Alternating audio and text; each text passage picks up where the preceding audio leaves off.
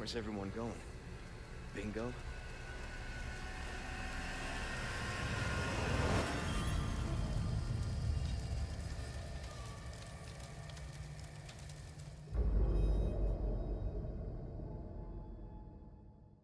Resident Evil, uma das séries mais famosas e amadas da Capcom. Um dos survival shooters de referência no mercado. Com perspectiva de câmara over the shoulder, um misterioso culto, uma variada coleção de armas para utilizar e um comerciante que sempre pergunta Anything else I can help you with?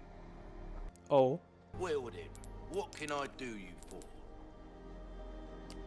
mencionamos Resident Evil, mas se olharmos para o ecrã podemos ver que o Leon tem uns polígonos a mais.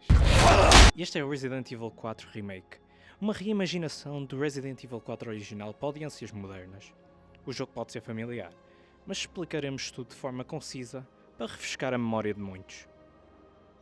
Estamos na pele de Leon Kennedy, um agente especial americano da organização Division of Security Operations, selecionado para uma missão muito especial e secreta: resgatar Ashley Grant, a filha do presidente americano, Easy with that. que foi raptada em 2004 para um lugar não mencionado em Espanha. Para chegar a este local, Leon é acompanhado por dois agentes que foram encarregues de o levar para este tal local, que quando chegamos lá deparamos que é uma vila com uma população completamente maluca e controlada por forças misteriosas. E o que é que aconteceu àqueles polícias que mencionaste? Perguntam-se vocês. Bem, digamos que eles não são o personagem principal desta história. Holy shit. A gameplay é intensa, quase sempre com o desvendar de puzzles e lutar contra a população desta região. Mas para poderes combater de maneira eficiente, vais precisar de um arsenal mais numeroso e destrutivo do que a tua pistola inicial.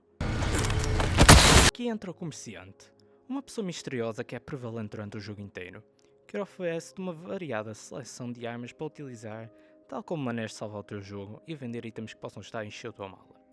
Por falar em mala, o sistema de inventário do Resident Evil 4 oferece-te um inventário que é limitado por espaço e não por peso, como outros jogos. Por isso, boa sorte a tentar levar uma arma grande contigo.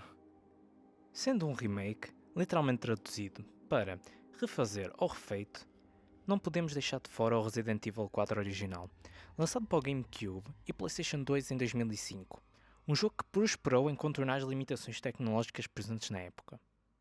Normalmente, quando discutimos mecânicas criadas para contornar limitações, é levantada a questão da limitação criativa.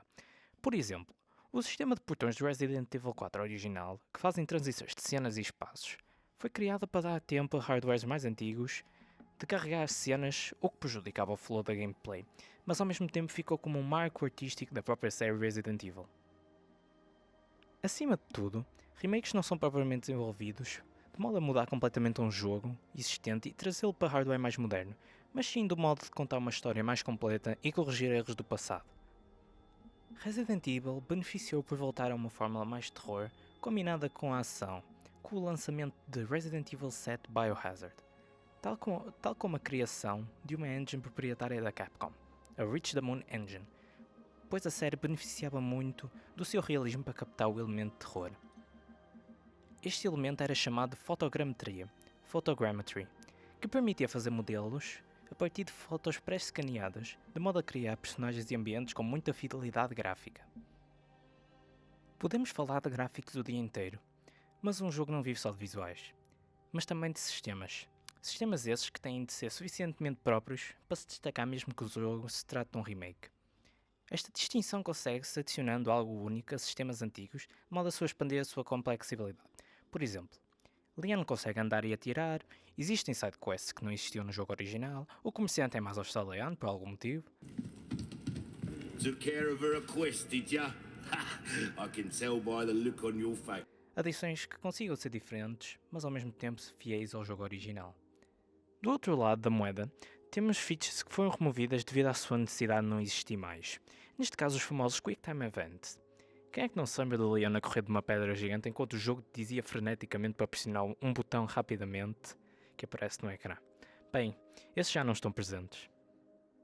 Ambos os jogos são inconfundivelmente Resident Evil 4, com o primeiro sendo menos sério, com muitas cenas caricatas, onde o remake foi por um caminho mais ambíguo e de terror, não só falando da história, mas também como apresentou o mundo e a atmosfera. No caso de Resident Evil, todos os personagens que conhecemos são introduzidos de forma diegética, ou seja, através do mundo de jogo, e não por um narrador omnipresente que existe fora do universo, onde tens os seus prós e os contras, obviamente. Tirando o facto de Leon ter a sua missão de salvar Ashley e descobrir o culto dos Iluminados, salvando milhões de pessoas, o que é mera coincidência na minha opinião. Rebobinando e concluindo que o tempo é escasso, Resident Evil 4 é provavelmente um dos remakes mais bem recebidos de 2023. Com este exemplo da Capcom, sendo uma referência para futuras tentativas de outras companhias a dar remake aos seus jogos. Não porque o jogo é bom, pois essa é matéria para avaliar pessoalmente, mas porque mostra um exemplo de um remake que segue o espírito do jogo original.